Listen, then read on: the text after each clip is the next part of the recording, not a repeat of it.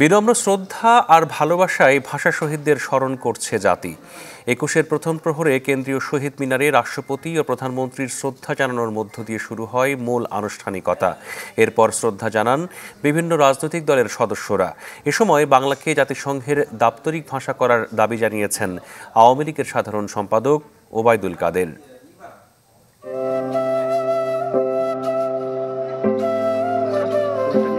যেই দিন স্মরণ করিয়ে দেয় মায়ের ভাষায় কথা বলার অধিকারের জন্য বুকের তাজা রক্তে রাজপথ হয়েছিল রঞ্জিত, যে চেতনায় উদ্ভাসিত হয়ে বাঙালি জাতি হয়ে ওঠা অদম্য যোদ্ধা, আসে পরম আরাধ্য স্বাধীনতা, সেই গৌরবময় ২১শে ফেব্রুয়ারি আজ। রাত ১২টা ১ মিনিটে ভাষা আন্দোলনের স্মারক শহীদ মিনারে শ্রদ্ধা জানাতে আসেন রাষ্ট্রপতি মোহাম্মদ আব্দুল হামিদ ও প্রধানমন্ত্রী শেখ হাসিনা। নীরবে দাঁড়িয়ে থেকে স্মরণ করেন সেদিনের সেই মহান আত্মত্যাগকে। নিজ দল আওয়ামী লীগের পক্ষ থেকে দলের সিনিয়র নেতাদের সাথে নিয়ে শ্রদ্ধা জানান সভাপতি শেখ হাসিনা। শ্রদ্ধা জানান জাতীয় সংসদের স্পিকার ও ডেপুটি স্পিকার। এরপর একে একে শ্রদ্ধা জানান ৩ বাহিনী প্রধান, ঢাকা দক্ষিণ সিটি কর্পোরেশনের মেয়র, ছিলেন যুদ্ধাহত মুক্তিযোদ্ধা ও ঢাকায় নিযুক্ত বিভিন্ন কূটনীতিক কোরের সদস্যরা। এ সময় আওয়ামী লীগের সাধারণ সম্পাদক বাংলাকে জাতিসংঘের দাপ্তরিক ভাষা করার দাবি জানান। জাতিসংঘে অনেক ভাষাই দাপ্তরিক মর্যাদা পেয়েছে। আমাদের আবারও আমরা দাবি করছি যে আমাদের বাংলা ভাষা অত্যন্ত সমৃদ্ধ একটি ভাষা। এই ভাষা জাতিসংঘের দাপ্তরিক স্বীকৃতি পাওয়ার দাবিদার এবং আমরা সেই দাবি আবারও এই ২১-এর শহীদ মিনার থেকে আমরা করছি। রাষ্ট্রীয় আনুষ্ঠানিকতা শেষে শহীদ মিনার উন্মুক্ত করে দেওয়া হয় সাধারণ মানুষের জন্য। নানা বয়স আর শ্রেণী পেশার মানুষের ভালোবাসায় সিক্ত হয় স্মৃতির মিনার। পৃথিবীতে ভাষার জন্য প্রাণ দেয়া বিরল গৌরবের ভাগিদার বাঙালি। আন্তর্জাতিক মাতৃভাষা হিসেবে স্বীকৃতি এর মধ্যে ২১শে ফেব্রুয়ারিকে দিয়েছে বৈশ্বিক পরিচিতি। এখন বাংলা ভাষার সৃষ্ট কর্মগুলো বিশ্বের দরবারে তুলে ধরতে পারলে বাড়বে বাংলার মাহাত্ম্য, বাড়বে ২১শে ফেব্রুয়ারির মাহাত্ম্য। সাদবিন শফিক, চ্যানেল 24, কেন্দ্রীয় শহীদ মিনার, ঢাকা। এদিকে দেশের বিভিন্ন স্থানে শহীদ মিনারের ঢল নামে সর্বস্তরের মানুষের। শহীদ দিবসের প্রথম প্রহরে শহীদদের শ্রদ্ধা জানিয়েছেন অনেকেই। এ সময় বাংলা ভাষাকে সর্বস্তরে প্রয়োগের দাবি জানানো হয়। দাম দিয়ে কিনেছে বাংলা, কারো দানে পাওয়া নয়। যাদের তাজা প্রাণের বিনিময়ে পিঞ্জর থেকে মুক্তি পেল বাংলা ভাষা, তাদের শ্রদ্ধায় গোটা জাতি। প্রথম প্রহরে শহীদদের শ্রদ্ধা জানাতে দেশের বিভিন্ন স্থানে শহীদ মিনারের ঢল নামে সর্বস্তর মানুষের। খুলনা মহানগরীর শহীদ হাদিস পার্কে শহীদ মিনারে ফুল দিয়ে শ্রদ্ধা জানান বিভিন্ন শ্রেণী পেশার মানুষ। আমরাও বাংলায় কথা বলি, এদেশের মানুষ বাংলায় কথা বলে। একটা সময় দুটো দেশ এক ছিল, অদ্ভুত, ভাবতেই পাচ্ছি না। এবং আমি একজন বাংলা ভাষাভাষী মানুষ হিসেবে নিজেকে প্রচণ্ড গর্ববোধ করছি। কথায় কথায় যেন ইংরেজি না বললে আমাদের আভিজাত্যটা যেন ঠিক থাকে না, এইটার দিকে আমাদের বর্তমান প্রজন্ম খুব ঝুঁকে পড়ছে। এটা অনেক কষ্টের। ১২টা ১ মিনিটে ময়মনসিংহ নগরীর টাউন হলের শহীদ মিনারের বেদিতে শ্রদ্ধা জানানো শুরু হয়। বেলা বাড়ার সাথে সাথে নামে জনস্রোত। প্রভাত ফেরির পর পায়ে হেঁটে নানা বয়সের মানুষ শহীদদের শ্রদ্ধা জানাতে সিলেটের শহীদ মিনারে জড়ো হন। দিনটি উপলক্ষে চলে নানা আয়োজন। অপসংস্কৃতির বিরুদ্ধে, অপরাজনীতির বিরুদ্ধে, ধর্মান্ধতার বিরুদ্ধে যেন আমরা জেগে উঠতে পারি, ৭২ চেতনাকে আমরা যেন ধারণ করতে পারি। উচ্চশিক্ষা থেকে শুরু করে আদালতের রায় পর্যন্ত যেন বাংলা চর্চাটা হয়। শহীদ মিনার বেদিতে ফুল দিয়ে শ্রদ্ধা জানিয়েছেন রাজশাহী, বরিশাল, কুমিল্লা ও চট্টগ্রামের মানুষ। এ সময় বাংলা ভাষাকে সর্বস্তরে সঠিক প্রয়োগের দাবি জানান তারা। বাঙালি জাতিসত্তার মনে বাংলা ভাষা সবসময় প্রথম স্থানেই রয়েছে। এই দিনের জন্যই আমরা আজকে আমাদের বাংলা ভাষাকে পেয়েছিলাম। এবারই মনে হয় সবচেয়ে বেশি উপচে পড়া ভিড় আমরা লক্ষ্য করছি ভাষা শহীদদের প্রতি শ্রদ্ধা জানাতে। আন্তর্জাতিক মাতৃভাষা দিবস উপলক্ষে দেশের বিভিন্ন জেলায় সাংস্কৃতিক প্রতিযোগিতা ও বইয়ের মেলার আয়োজন করা হয়। মাফতুহা মিলি, চ্যানেল 24। এদিকে আন্তর্জাতিক মাতৃভাষা দিবস উপলক্ষে বিভিন্ন জায়গায় চলছে সাংস্কৃতিক আয়োজন এবং বইমেলা। আমরা খবরাখবর জানবো বরিশাল এবং খুলনার। শুরুতেই যাচ্ছি বরিশালে, সেখান থেকে যোগ দিচ্ছেন আমাদের সহকর্মী কাউসার হোসেন রানা।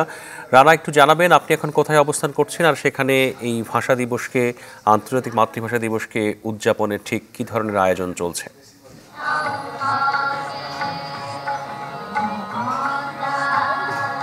হ্যাঁ মিনহাজ, বরিশালের কেন্দ্রীয় শহীদ মিনার, সেই কেন্দ্রীয় শহীদ মিনারে আমি রয়েছি এই মুহূর্তে এবং সেখানে এখন সাংস্কৃতিক অনুষ্ঠান হচ্ছে। বরিশালের 28টি সাংস্কৃতিক সংগঠনের যে জোট, বরিশাল সাংস্কৃতিক সংগঠন সমন্বয় পরিষদের আয়োজনে আন্তর্জাতিক মাতৃভাষা দিবস উপলক্ষে 3 দিনব্যাপী সাংস্কৃতিক অনুষ্ঠানের আয়োজন করা হয়েছিল।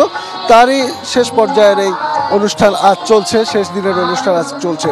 তবে প্রতি বছরের চেয়ে বলা যায় যে এবছর কিন্তু মানুষের ভিড় অনেক বেশি।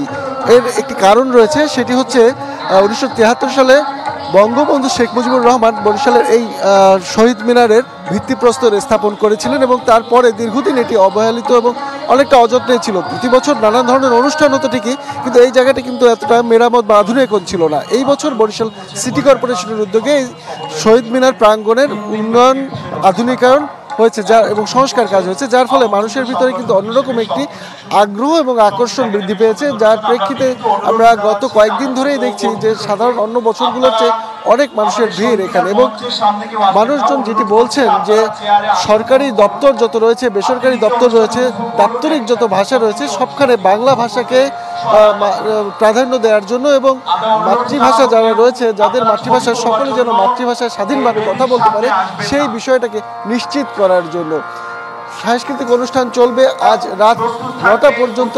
এর ভিতরে থাকবে কবিতা আবৃত্তি, গান, নাচ ও আলোচনা সভা। তো এই ছিল বরিশালের সাংস্কৃতিক অনুষ্ঠানের বর্তমান খবরাখবর। মিনহাজ, অনেক ধন্যবাদ আপনাকে। আমরা এবার যাচ্ছি খুলনায়, সেখান থেকে 21-এর এই আয়োজনে বইমেলার খবরাখবর জানাবেন আমাদের সহকর্মী মামুন রেজা। মামুন, কি আয়োজন আছে সেখানে আমাদেরকে জানাবেন। মিনহাজ, আমি এই মুহূর্তে রয়েছি সরকারি বিভাগীয় গণগ্রন্থাগার প্রাঙ্গণে। এখানে মাসব্যাপী 21শে বইমেলার আয়োজন করা হয়েছে এবং আজ আন্তর্জাতিক মাতৃভাষা দিবসে ছুটির দিনে বইমেলা প্রাঙ্গণে মানুষের উপচে পড়া ভিড়। সকাল থেকে ভিড় ছিল, তবে বিকাল থেকে ভিড় আরও বেড়েছে।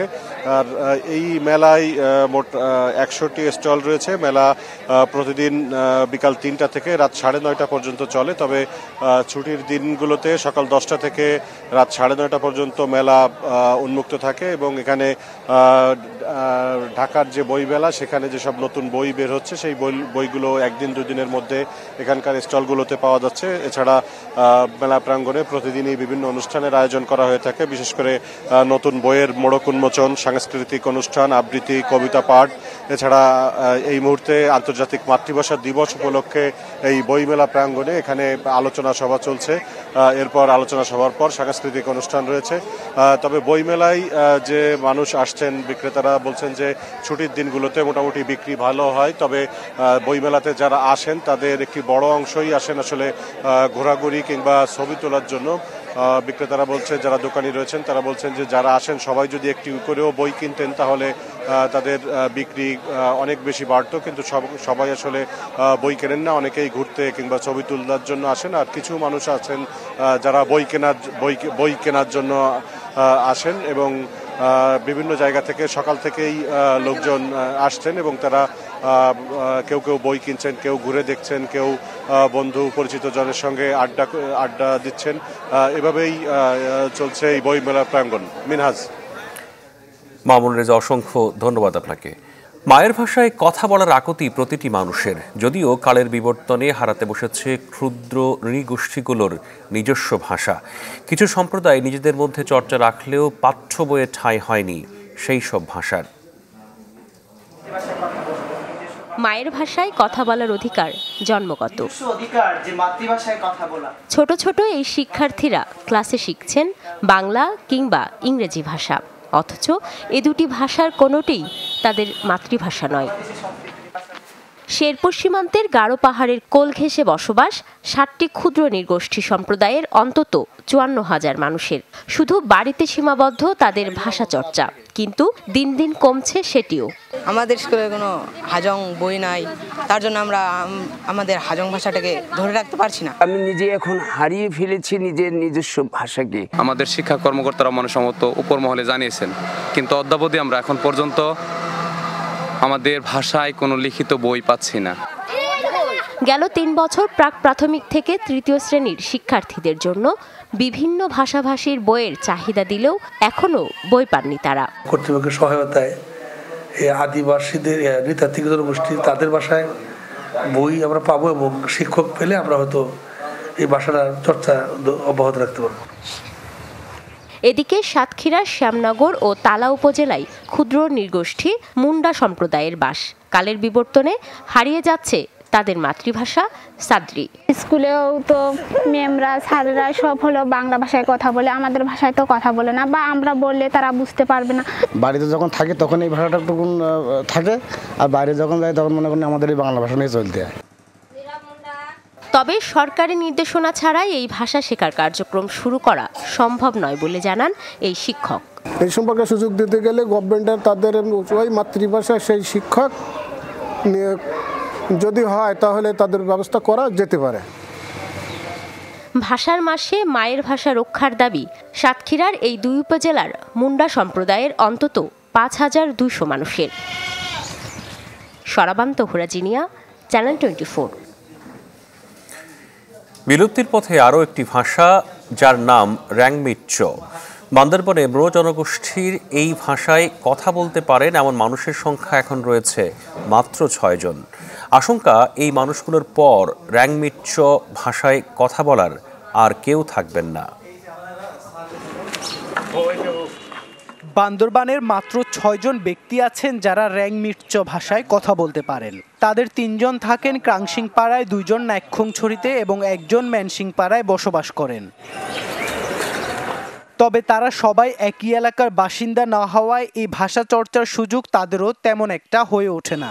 ফলে নতুন করে কেউ এই ভাষা শিখছে না। আমি পুয়া নছেনে, আমি বউ নছেনে, আমি এজন না সেনে, আমি এজন মরেলে আর রেংমিচা কথা কয় মানুষ আর নথাইলো। এখন রেংমিচ ভাষা এবিয়া কথা কয় মানুষ আমি 2 জন থাইতে, আর আমি 2 জন মরেলে শেষ নথাইলো। স্থানীয় বাসিন্দা এবং জনপ্রতিনিধিরা বলছেন সরকারি ও বেসরকারি উদ্যোগ গ্রহণ করে এখনই এই ভাষার সংরক্ষণ করতে হবে, নয়তো পরবর্তী প্রজন্ম থেকে হারিয়ে যাবে ভাষাটি। চর্চা না থাকার কারণে চিম্বুক পাহাড়ের মানুষ এবং আলীকদমের আশেপাশে যারা আছে তারাও এই ভাষা বলতে পারতেছে না। রেংমিচ ভাষা আমি কিছু কম বুঝি, কিছু অংশ আসে, আমি একা আসি বলে আদিবাসী নিয়োগ সময় রেংমিচে আমি এই কথা বাংলা থেকে আমি বললাম। এই লোকগুলা যদি মারা যায় এই ভাষাটাও এই বাংলার মানচিত্র থেকে টোটালি হারিয়ে যাবে বলে আমরা আশঙ্কা করছি।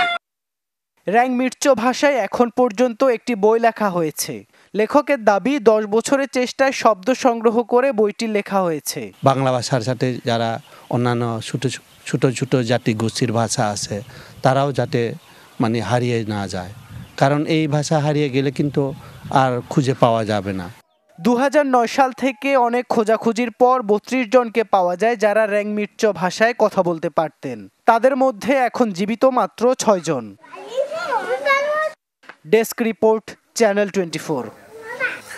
আন্তর্জাতিক মাতৃভাষা দিবস উপলক্ষে বগুড়ায় ফ্রি মেডিকেল ক্যাম্পের আয়োজন করে যমুনা ব্যাংক ফাউন্ডেশন, যেখানে 7 ধরনের চিকিৎসা সেবায় 6332 জন রোগীকে ফ্রি চিকিৎসা ও ঔষধ দেওয়া হয়। এছাড়া 561 জনকে ফ্রি চোখ অপারেশনের জন্য তালিকাভুক্ত করা হয়েছে। এ সময় উপস্থিত ছিলেন যমুনা ব্যাংক ও যমুনা ব্যাংক ফাউন্ডেশনের চেয়ারম্যান আলহাজ নূর মোহাম্মদ, ব্যাংকের পরিচালক ইঞ্জিনিয়ার মোহাম্মদ আতিকুর রহমান ও পরিচালক ইঞ্জিনিয়ার মোহাম্মদ মোশাররফ হোসেনও এ সময় উপস্থিত ছিলেন। এছাড়া উপস্থিত ছিলেন স্থানীয় জনপ্রতিনিধি, ব্যাংকের বিভিন্ন কর্মকর্তা ও বিপুল সংখ্যক সেবা প্রত্যাশী মানুষ। এই ছিল ইসলামী ব্যাংক বাংলাদেশ লিমিটেড দেশ 24-এর এখনকার আয়োজন। এতক্ষণ সাথে থাকার জন্য ধন্যবাদ সবাইকে।